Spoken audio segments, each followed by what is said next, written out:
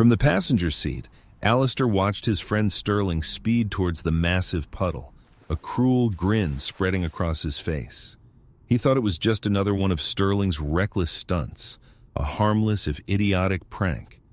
But when the wave of muddy water completely drenched the woman waiting for the bus and Sterling erupted in laughter, Alistair felt a cold dread settle in his stomach as he instinctively hit record on his phone. We've all seen those small moments of casual cruelty and wondered if we should step in. What really separates a silent bystander from someone who takes action? Let's explore that difficult choice together in today's story.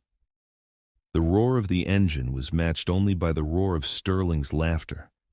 It was a deep, unrestrained sound that filled the small cabin of his luxury sedan, a sound that made Alistair's skin crawl. The phone in his hand felt heavy, the screen showing the tail end of the watery assault, the brown wave crashing over the lone figure at the bus stop. He hadn't even consciously decided to film it. His thumb had just moved, a modern reflex to capture a moment of disbelief. Now, the video felt like a piece of evidence, and he felt like an accomplice. "Did you see her face?" Sterling gasped, wiping a tear of mirth from his eye. "Oh man, that was perfect, straight out of a cartoon." Alistair didn't answer. He just stared at the screen, at the grainy image of the woman stumbling back, her light-colored blouse now a mess of dirty brown, her hair plastered to her face. He thumbed the button to stop recording and slowly lowered the phone. Sterling glanced over, his laughter finally dying down as he noticed his friend's stone-faced expression. "What? What's with the long face? It was funny. You gotta admit the timing was perfect." "I don't know, man," Alistair said, his voice barely a murmur. "She looked... I don't know. Maybe she was on her way to something important." "Important?" Sterling scoffed, hitting the gas and leaving the scene far behind. "She's waiting for a bus, Al. Her most important appointment is probably with a daytime TV show. Lighten up. It's not like we hit her." Alistair looked into the side mirror, watching the woman's form shrink with distance. She wasn't yelling or shaking her fist. She was just standing there, motionless, as if the cold water had frozen her to the spot. Her shoulders were slumped in a way that spoke of a deep and sudden exhaustion, a kind of defeat that went far beyond just being wet. He imagined her day, the effort it took just to get to that bus stop. Maybe she had a kid she'd just dropped off at school. Maybe she was holding a resume in that bag of hers, now soaked and useless. He pictured her carefully ironing that blouse this morning, a small act of preparation for a day that held some kind of hope. A hope that was now floating away in a muddy puddle on the side of the road. He felt a pang of something sharp and uncomfortable in his chest. It was guilt, heavy and undeniable. "You should go back," he said, the words feeling foreign in his mouth. He rarely, if ever, challenged Sterling. Sterling shot him a look of pure incredulity. "Go back? Are you serious? What am I going to do, offer her a towel? She'll live?" "God, Alistair, since when did you get so soft?" The conversation was over. Sterling turned up the radio, blasting some mindless pop song that grated on Alistair's nerves. For the rest of the drive, Alistair sat in silence, the video on his phone feeling like a hot coal in his pocket. Sterling dropped him off in front of his apartment building with a casual, "See you Friday, man. Try to grow a sense of humor by then." Then he peeled away from the curb, his expensive car, a silver blur of indifference. Alistair stood on the sidewalk, watching until the car was gone. He felt hollowed out. Soft? Maybe he was. Or maybe, for the first time in his 2-year friendship with Sterling, he was finally seeing the ugliness that lay beneath the charm and the money. Inside his apartment, he tossed his keys on the counter and sank onto the couch. He couldn't shake the image of the woman. He opened his phone and played the video. It was worse than he remembered. The camera was steady, perfectly capturing Sterling's malicious grin in the side mirror just before the impact. Then, the wave of water, so total and consuming, and the sound, Sterling's booming laugh, and underneath it, a faint, sharp gasp from the woman. He had to do something. But what? Confronting Sterling had already failed. Calling him out would only get him mocked and probably lose him a friend. A friend who, if he was being honest with himself, opened a lot of doors for him socially.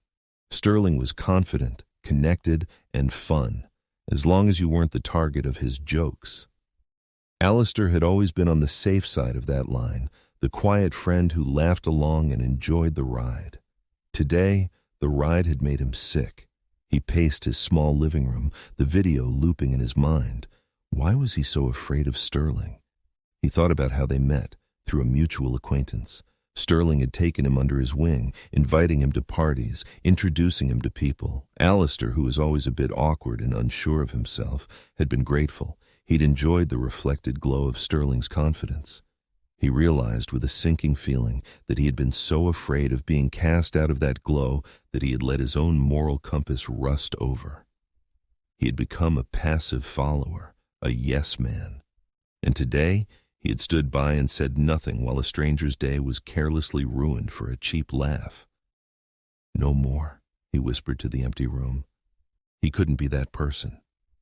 Not anymore. With a newfound resolve, he sat down at his laptop. The decision was made. He had to find her. He had to try to make this right.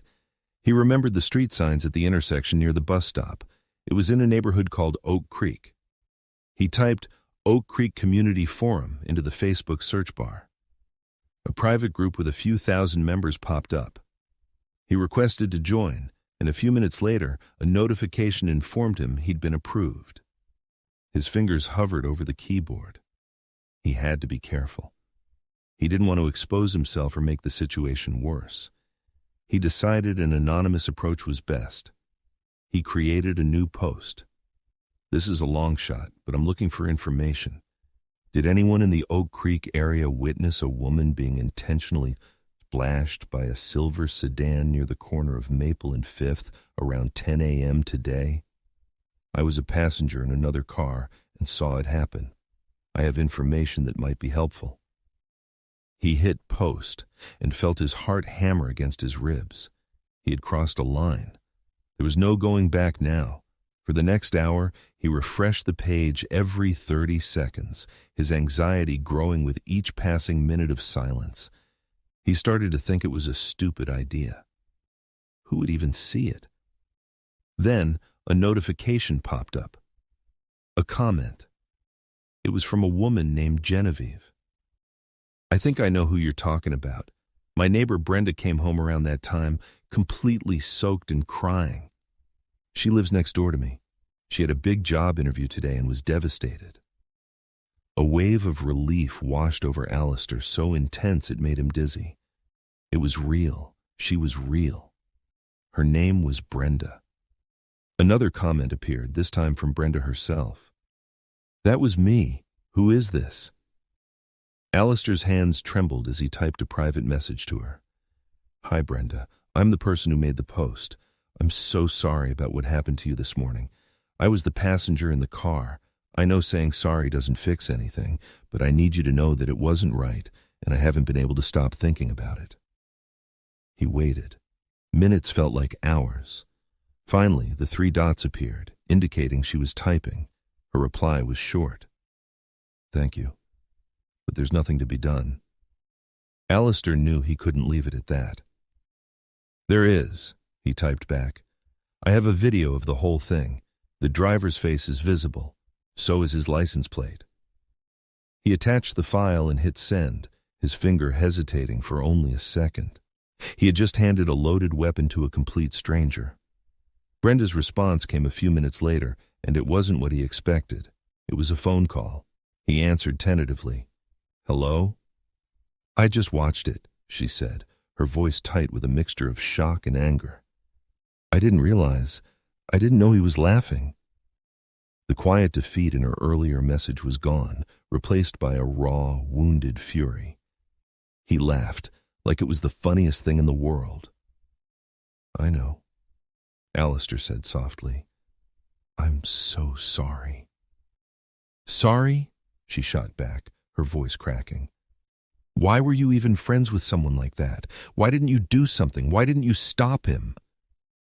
The questions hung in the air, sharp and accusatory, the very questions he had been asking himself all day. He had no good answer. Before he could even try to explain, she spoke again, her voice thick with emotion. I can't talk about this. The line went dead. Alistair stared at his phone, the silence of his apartment suddenly deafening. He had tried to help, but he had only made it worse. He had ripped the wound open again, showing her the true malice behind the act. He slumped back on the couch, the weight of his failure pressing down on him. Maybe Sterling was right. Maybe he should have just left it alone. He thought about deleting the video, deleting the community forum post, and trying to forget the whole miserable day ever happened. It would be so much easier. But he couldn't. The image of Brenda's defeated posture was burned into his memory, and now the sound of her pained voice echoed in his ears. He hadn't just been a bystander. His silence had made him part of the act. He owed her more than a video and a weak apology. He owed her his courage. Taking a deep breath, he opened his email and began to type. He wrote to Brenda, not as an anonymous helper, but as himself.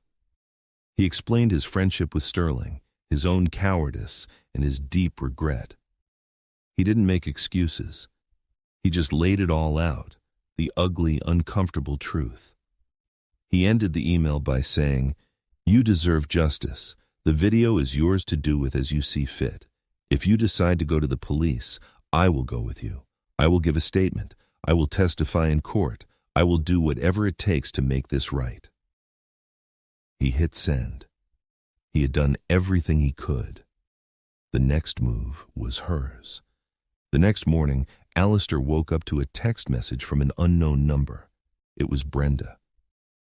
Police station, 10 a.m. Are you serious about your offer? Alistair typed back a single word. Yes. When he walked into the station, she was already there, sitting on a hard plastic chair, looking small and nervous, but with a new fire in her eyes.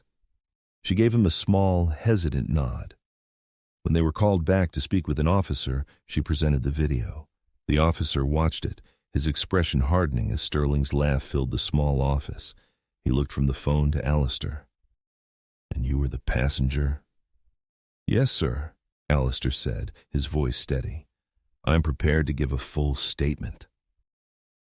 The process was long and draining, but by the time they left, a formal report for assault and reckless endangerment had been filed against Sterling.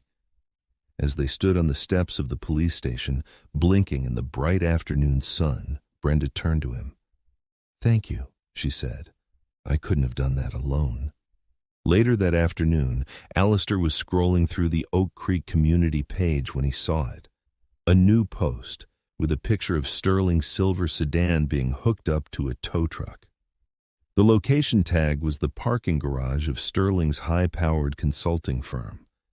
The comments section exploded with celebratory messages.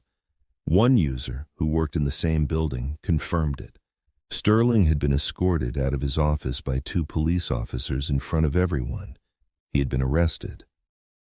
Just then, Alistair's phone buzzed. It was a text from Brenda.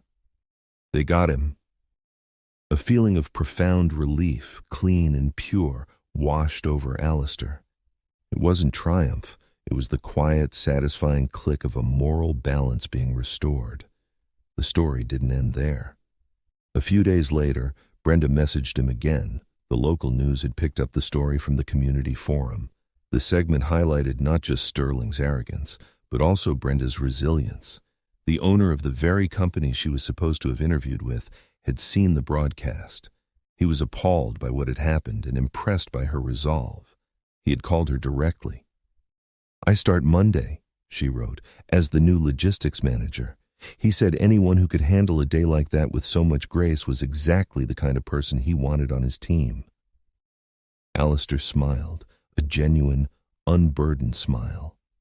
He opened his contacts, found Sterling's name, and held his thumb over the screen for a long moment. Then he pressed delete. It didn't feel like losing a friend. It felt like setting himself free. He closed his phone, walked over to his laptop, and for the first time in a long time, he started looking for something just for himself. He typed local volunteer opportunities into the search bar, ready to find a better way to be a part of the world. Alistair's decision to act changed everything, but it all started with his initial silence in the car. What do you think is the biggest barrier that stops good people from intervening when they see something wrong? Is it fear, social pressure, or something else entirely? Share your thoughts in the comments below. If this story resonated with you, consider subscribing and joining our community. We believe every story holds a lesson, and we're grateful to explore them with you. Thanks for listening.